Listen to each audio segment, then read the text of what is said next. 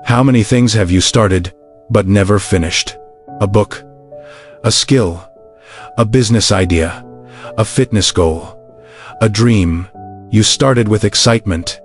You told yourself, this time will be different. But then something happened. The excitement faded.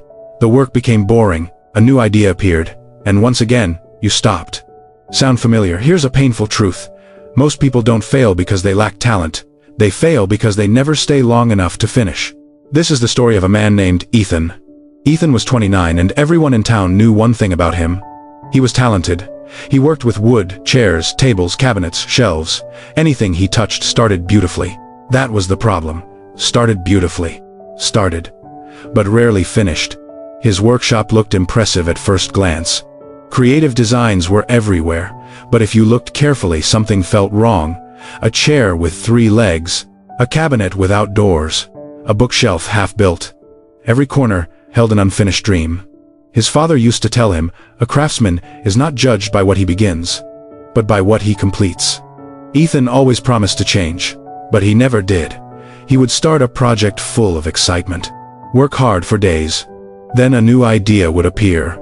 Something fresher, more exciting, and instantly the old project lost its magic, so he switched. Again and again. Years passed. His life became a museum of unfinished potential. The worst part, Ethan wasn't lazy. He worked hard. He had ideas. He had talent. But he stopped trusting himself. And that is dangerous, because once you stop trusting yourself, confidence dies. Then one day the opportunity of his life arrived. The mayor visited his workshop. He brought a design for a handcrafted wooden chest. Elegant, detailed, beautiful. My daughter is getting married, the mayor said. I want this to be her wedding gift. Then he looked at Ethan. I need it in 90 days. Can you do it? Ethan's heart pounded. This project could change everything. Money, respect, reputation, a second chance. He looked up and said, yes, I can do it. The first week was amazing. Ethan worked like a man possessed. He woke up early, skipped breaks, ignored distractions. The chest began taking shape beautifully. Visitors admired it. This will be your masterpiece. For the first time in years, Ethan felt proud. But then, the enemy returned, quietly. One afternoon, while organizing old sketchbooks, he found a design for a jewelry box. Small, elegant, exciting. A thought appeared. I'll just make this quickly. That voice sounded harmless.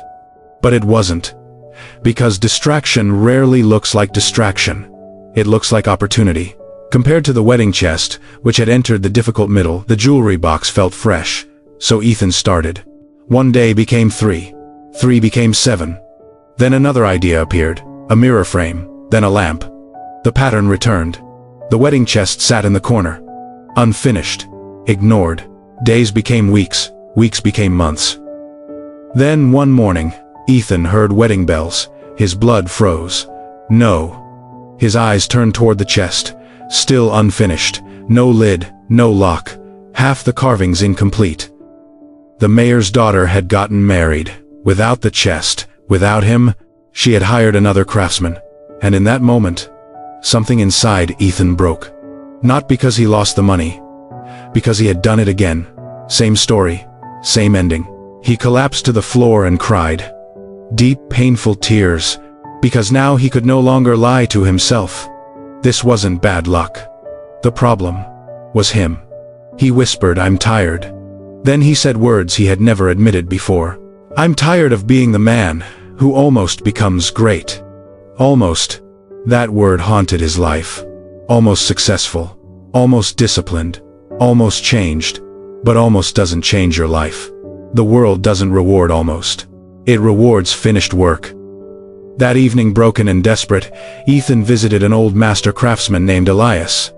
People said his work was flawless, not flashy, just complete. Ethan entered Elias's workshop. It felt different. Clean, organized, peaceful. No unfinished projects. Just order. In the center sat a simple wooden spoon, perfectly carved. Ethan stared at it. How, he asked. Elias picked up a block of wood and began carving. Slowly, silently. Minutes passed. Then he spoke. Why are you here? Ethan's voice cracked. I can't finish anything. He explained everything. the excitement, the quitting, the endless cycle. Then he asked, "I have talent, so why can't I finish?" Elias looked directly at him. "Because you are addicted." Ethan froze. "To what?" Elias answered, "To beginnings." Silence. That sentence hit like lightning, because Ethan instantly knew it was true. Elias continued, "The beginning feels amazing. New ideas, new possibilities, new excitement." Then his voice deepened. "But the middle? The middle is where dreams die." He kept carving. "The middle is boring, repetitive, frustrating. The beginning gives excitement, the ending gives reward, but the middle gives you nothing. No applause, no visible success. Just repetition." Then Elias held up the half-carved wood. "If I stop now, what is this?" Ethan answered, "Damaged wood." Elias nodded. He kept carving, layer by layer. Slowly a spoon appeared. Ethan stared. Finally he understood. The spoon had always been there. It only appeared because Elias refused to quit in the middle. Then Elias said something Ethan would remember forever. Masterpieces are not built in moments of excitement. They are built in boring consistency. That hit hard. Ethan suddenly saw his whole life. He wasn't chasing results. He was chasing excitement.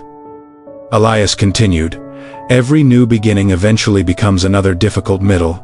That truth changed everything. Escaping to new projects solved nothing. It only restarted the cycle. Then Elias gave Ethan a challenge. For 30 days choose one unfinished project. Touch it every day. Ethan asked. "For how long?" Elias flipped an hourglass. 10 minutes. Ethan blinked. "Only 10, yes. But one rule, no skipping, not when tired, not when uninspired, not when distracted." Then Elias said, "The man who can finish one thing can finish anything." Ethan returned home. He chose the smallest unfinished project. A wooden stool. Simple. Almost done. The next morning resistance came immediately. "You're tired, start tomorrow. 10 minutes won't matter." Same voice, same enemy, but this time Ethan recognized it. He turned the hourglass and started sanding. 10 minutes. That was all. Day 2, same battle, 10 minutes. Day 3, 10 minutes. Day 5 temptation returned. He found a new design, an elegant mirror frame. His heart raced. Excitement. Freshness. The old addiction returned. His hand almost reached for new wood. Then he heard Elias's voice. "Every new beginning eventually becomes another difficult middle." He froze, then slowly put the sketch away. Walked back to the stool. 10 minutes. Victory. A small victory, but powerful. Because every time he resisted distraction, he weakened his old self. Around day 12, something changed. The resistance became smaller. Momentum appeared. He no longer wasted energy deciding. He simply showed up. Day 18. Final sanding. Day 22. Polish. Day 23. It was done. Finished. Complete. Ethan stared at the stool in silence. Then tears filled his eyes. Not from sadness, from release. Because this stool was not just furniture. It was proof. Proof that he wasn't broken. Proof that he could finish. He whispered, "I can do it." Then louder, "I can finish." For the first time in years, he believed himself. Not because someone encouraged him. Because he had evidence. Real evidence. That night, he returned to Elias, carrying the stool. Elias examined it and asked, "How do you feel?" Ethan answered, "Different." Elias smiled. "Yes, because you are different." Then he said, "You think finishing the stool changed your life?" He shook his head. "No, becoming the kind of man who finishes changed your life." That was the real lesson. Over the next months, Ethan kept going, one project at a time. A bookshelf. A chair. A cabinet. A table. No switching. No chasing novelty. Slowly his workshop transformed. The graveyard of unfinished dreams disappeared. Finished work replaced it. Beautiful, complete, valuable. And with every completion, Ethan grew stronger. Then 6 months later, the mayor's daughter returned. She looked around the workshop, at the finished furniture, then asked, "Can you still make me that chest?" Silence. The same chest. The same challenge. The same project that once broke him, but this time Ethan was different. He smiled calmly. "Yes, this time, I will finish it." And he meant it, Not because he felt motivated, because he trusted himself. The project began. Strong start. Then the middle arrived. Boredom, repetition, fatigue. One day, a new exciting design appeared. The old temptation whispered, "Just one small side project." Ethan smiled. He recognized the trap. He put the sketch away. Not today. Then returned to the chest. 3 months later, the chest was complete. Magnificent, the best work of his life. When the mayor's daughter saw it, tears filled her eyes. "It's beautiful." The mayor looked at Ethan with respect. "This is the work of a master." Master. That word hit deeply. Years ago, Ethan was the man who almost succeeded. Now he had become someone reliable, someone disciplined, someone who finished. My friend, this story isn't really about woodworking. It's about you. Maybe your unfinished project is a business, a YouTube channel, a book, a language, a fitness journey, a dream. Here's the truth. Most dreams do not die at the beginning. They die in the middle, in boredom, in repetition, in slow progress. That is where most people quit. But that is also where winners are made. Remember 3 things. First, the middle is supposed to feel hard. That doesn't mean something is wrong. It means growth is happening. Second, finished beats perfect. A completed imperfect project is worth far more than a perfect idea inside your head.